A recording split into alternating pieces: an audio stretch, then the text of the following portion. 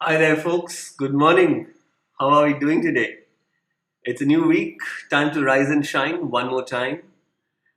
So, I've been meaning to do this series of episodes on productivity hacks, on how we can bring about small little changes in our everyday life to make disproportionate, non linear impact on our productivity, on our efficiency, on our effectiveness.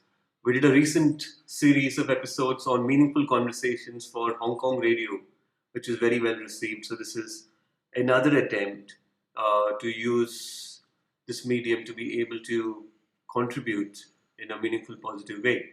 So, here goes. Today's the first episode. Over the next few days, we will look at a bunch of things. Today, I would like to speak about decisions and decision making. So, question: how many decisions have you made so far already today? Right? Um, as choices explode in pretty much every area of our life, we are being called upon to make more and more and more decisions, endless decisions, relentless decision making that is happening just as part of living life every day, which is fantastic, which is empowering, and yet here's the deal: all of us are credited, if that's the choice of phrase, all of us are given a limited amount of decision making energy, also known as psychic energy, at the beginning of each day. Right? It may be more for some people, it may be a little less for some people, but it is limited in nature. Now, the kicker is that it does not matter where you choose to focus that energy on.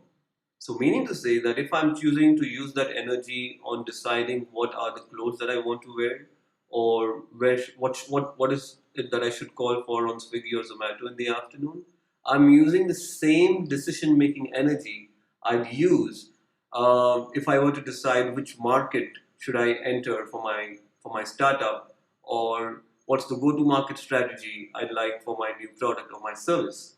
Right? So it doesn't matter what is the decision, the nature of the decision that I make, the energy that I use remains exactly the same. And once I come towards the fag end of using that energy, I start making suboptimal decisions. I experience what can be called as decision making fatigue. There's a lot of science on this, there's a lot of research on this.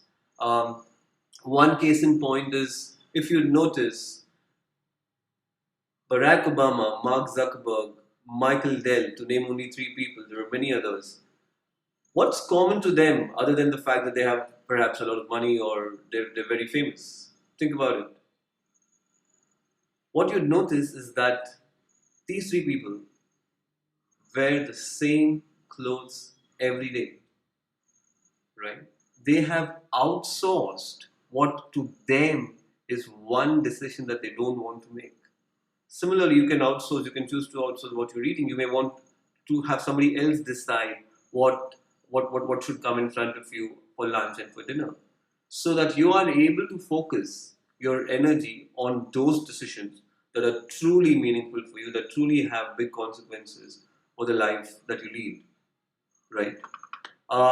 So the basic idea is that try to limit the number of decisions that you make each day, focus on the big decisions, and in doing so, what you'd find is that you have quality time, quality energy, quality attention span to be able to make those big decisions in a really powerful way. So it is extremely important to outsource a few decisions, right? Have somebody else do it for you. It can be a person, it can be a service, it can be an app on your phone. There are a zillion apps. There's an absolute flurry of apps where you can put things on autopilot, or you can actually be agnostic, not make a few decisions, because the consequences of this decision may either not matter or may not matter for more than half an hour. Like if a meal goes bad, a meal goes bad. It's fine. You can have somebody else make the decision. So this is not to say that there are a set of decisions that you should make and a B set of decisions you should put on autopilot. Whatever is important for you, whatever is on priority for you, you make those decisions. The the point is that you make a limited number of decisions consciously, right? So I hope that this is useful. If you're not planning to use it immediately, I hope you're able to consider it and see if this is landing on us, if this is resonating. If you like what you saw, leave a comment, share this with your friends, with your